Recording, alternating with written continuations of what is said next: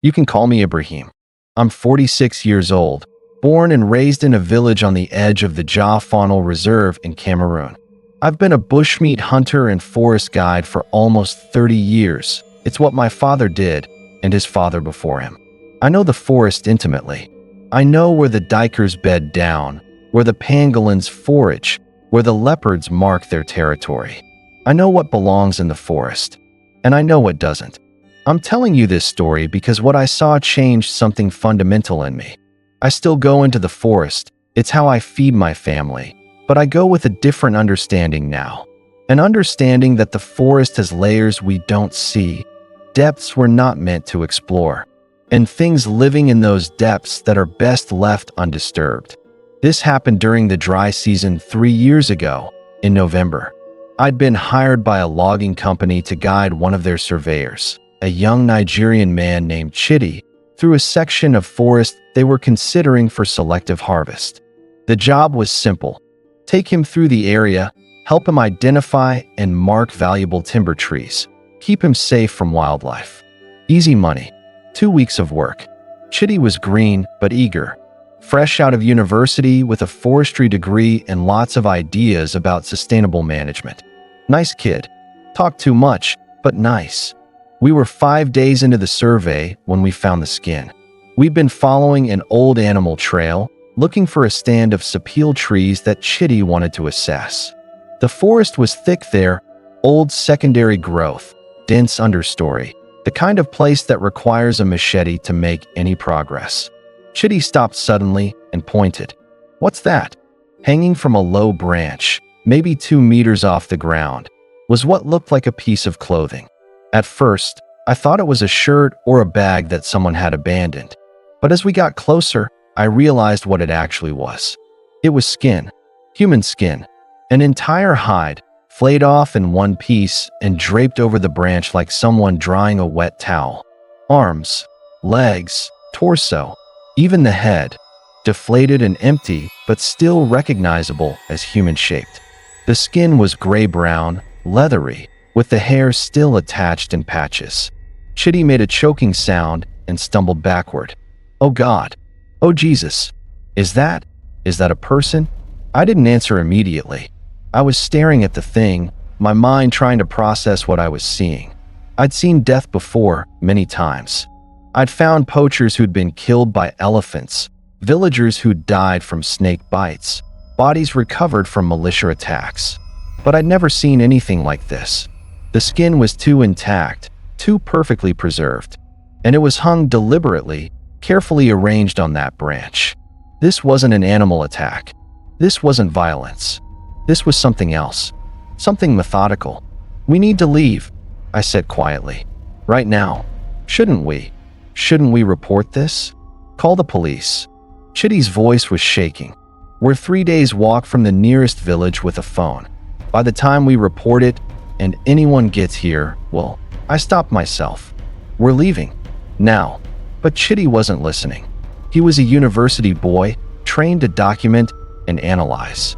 He pulled out his camera and started taking pictures of the skin, circling around it, muttering about evidence and authorities. Chidi, I said sharply. Stop. We need to go. Just a few more shots, he said, not looking at me. This could be important. A crime scene. We need to. He stopped mid-sentence. We both heard it at the same time. Singing. A woman's voice, clear and beautiful, singing a lullaby in a language I didn't recognize. It was coming from deeper in the forest, maybe 50 meters away. The melody was haunting, rising and falling with a strange, hypnotic rhythm. Chidi lowered his camera. Is someone out here? No, I said flatly. I grabbed his arm. No one should be out here. We're leaving. Now. But the singing was getting closer. Through the thick vegetation, I could see movement. A figure, walking slowly toward us through the undergrowth. As it got closer, I could make out more details. It was a woman, or something shaped like a woman. She was tall, too tall, maybe 2 meters, and thin to the point of emaciation. She wore a simple cloth wrap around her waist, and her skin was dark and smooth. Too smooth.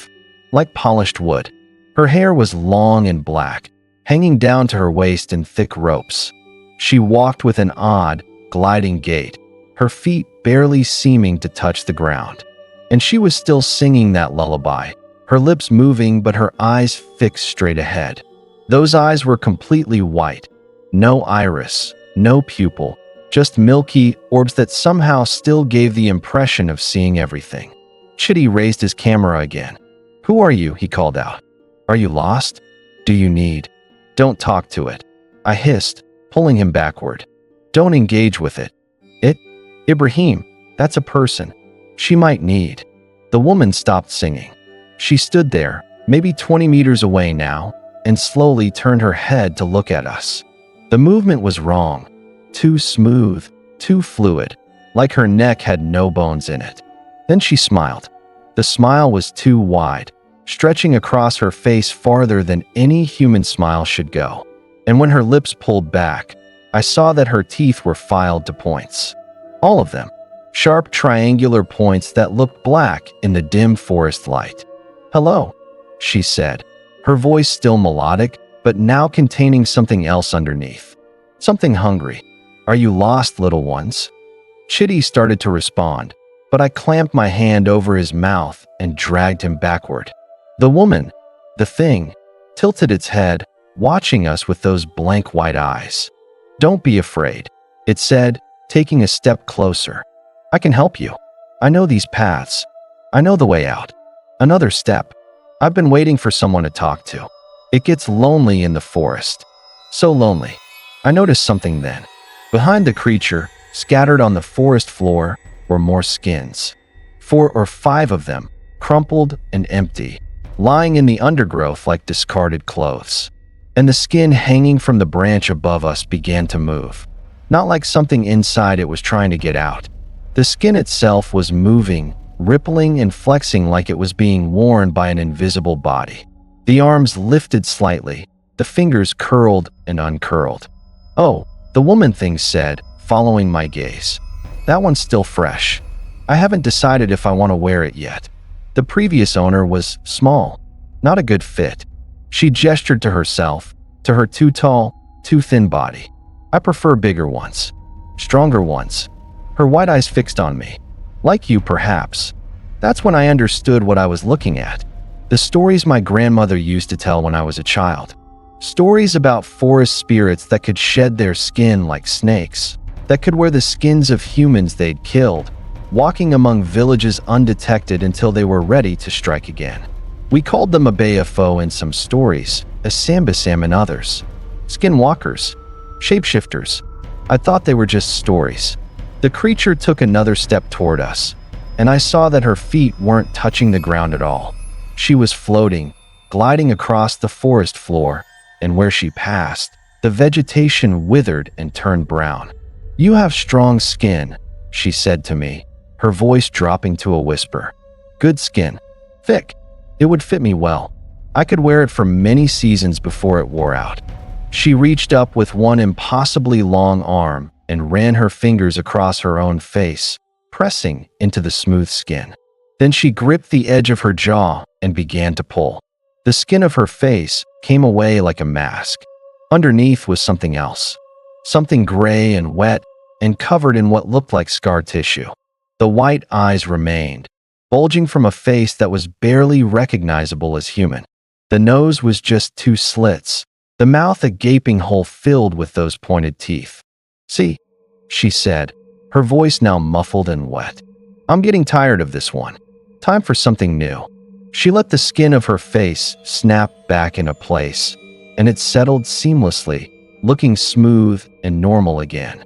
Chitty was hyperventilating behind my hand. I could feel him shaking, his whole body vibrating with terror. I was terrified too, but fear had turned my mind sharp and cold. I remembered another thing my grandmother had said. These creatures were tied to the forest. They couldn't leave the deep places, and they hated fire.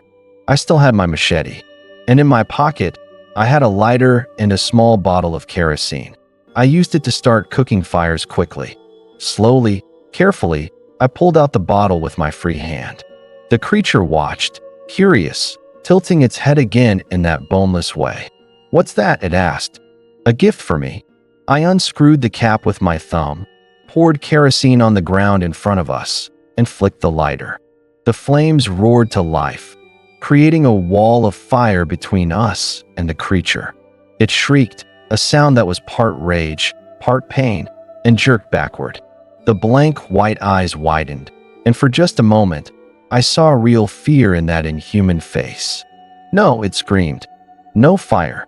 You can't. That's not fair. That's not fair."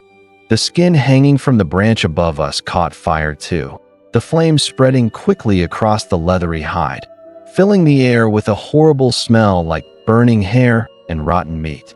"Run!" I shouted at Chitty, releasing him and shoving him toward the trail. We crashed through the forest, branches whipping our faces, vines catching at our legs. Behind us, I could hear the creature screaming, a sound that seemed to shake the very trees. And underneath that, I heard other sounds, rustling, movement, like multiple things were now chasing us through the undergrowth. I risked a glance back. There were more of them. 3, maybe 4 of the creatures, all different heights and builds, all with that same too smooth skin and those horrible white eyes. They were running or gliding through the forest behind us, moving faster than anything that size should be able to move. And they were shedding their skins as they came. I watched one of them reach up, grip the skin of its entire head, and tear it off like removing a hood. The face underneath was a nightmare of exposed muscle and bone, the white eyes bulging from a skull that was too elongated, too narrow. "Don't look back," I screamed at Chitty. "Just run." We ran for what felt like hours, but was probably only 20 minutes. My lungs were burning, my legs felt like they were going to give out, but the terror kept me moving. The creatures were hurting us. I realized it too late. Every time we tried to turn toward the village, one of them would appear ahead of us, forcing us to change direction. They were driving us deeper into the forest, away from help, away from any chance of escape. We burst into a small clearing, and I knew we were trapped. The clearing was maybe 30 meters across, surrounded by thick forest on all sides. And standing in a circle around the perimeter were at least a dozen of the creatures. Some still wore their stolen skins. Others had shed them completely, revealing the twisted, malformed bodies underneath. Chitty collapsed to his knees, sobbing. "We're going to die? Oh God, we're going to die." The creatures began to close in, moving in perfect synchronization, their circle tightening around us.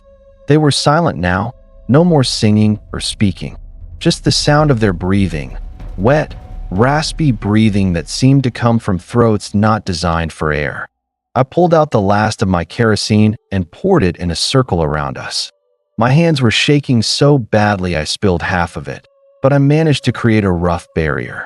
I lit it, and the flames jumped up, creating a ring of fire. The creatures stopped.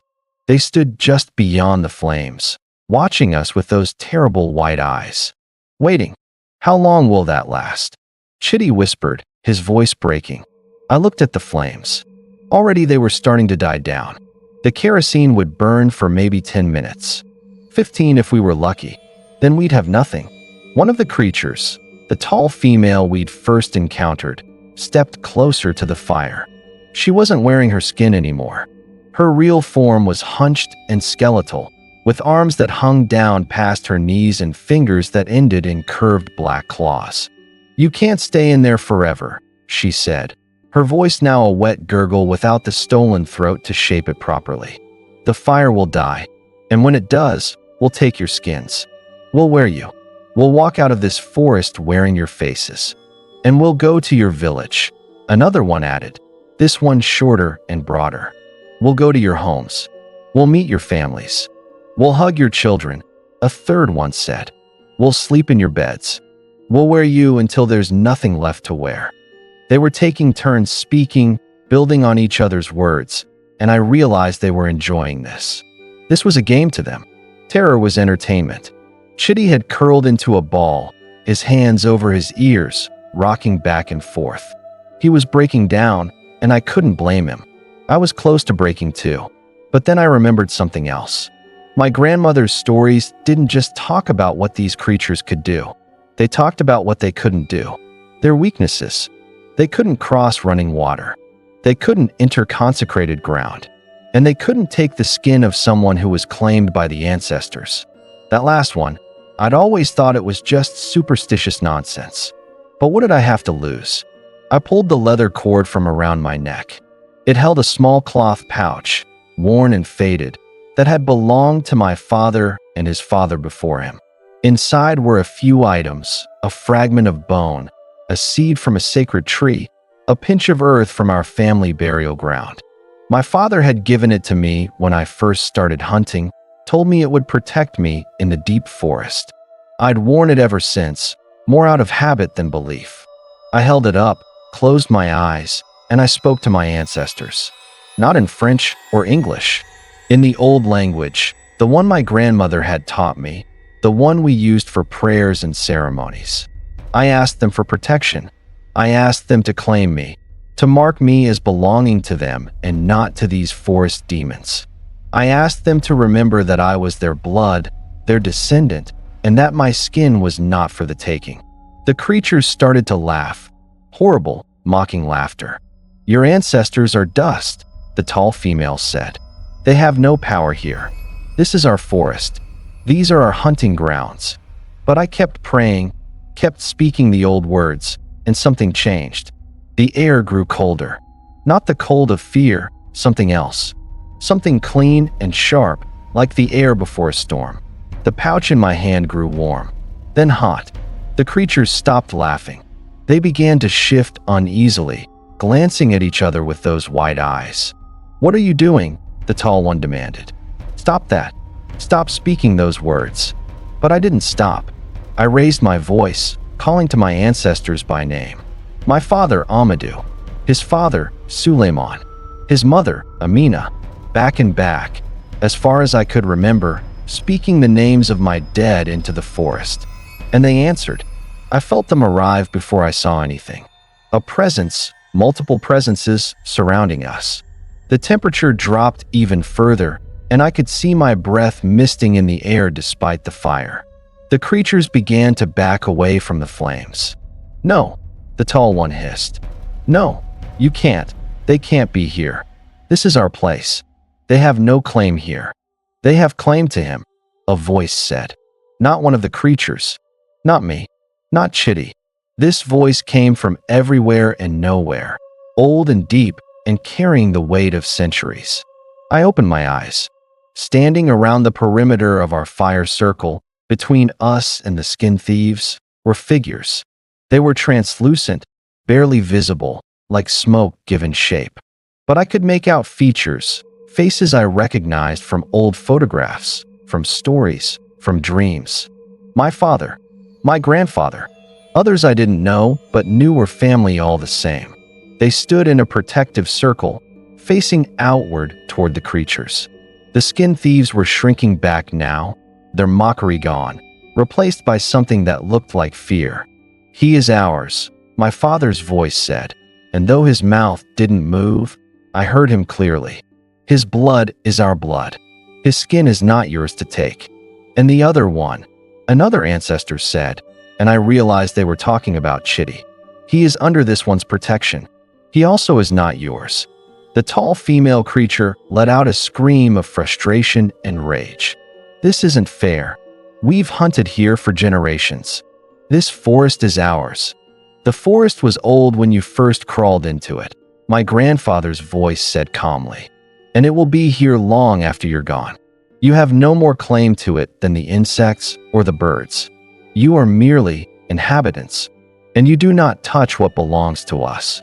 The creatures began to retreat, melting back into the forest shadows. Some of them were picking up their discarded skins, pulling them back on like clothing. Others just fled in their true forms, disappearing into the undergrowth. The tall one was the last to leave. She stood at the edge of the clearing, staring at me with those horrible white eyes. "You won't always have their protection," she said. "One day you'll come to this forest, and they won't answer. And when that day comes, I'll be waiting. I'll take your skin and wear it, and I'll visit your family in your shape. I'll embrace your children. I'll sleep beside your wife. And when I'm done wearing you, I'll take them too." Then she was gone, vanishing into the darkness between the trees. The ancestral figures remained for a moment longer.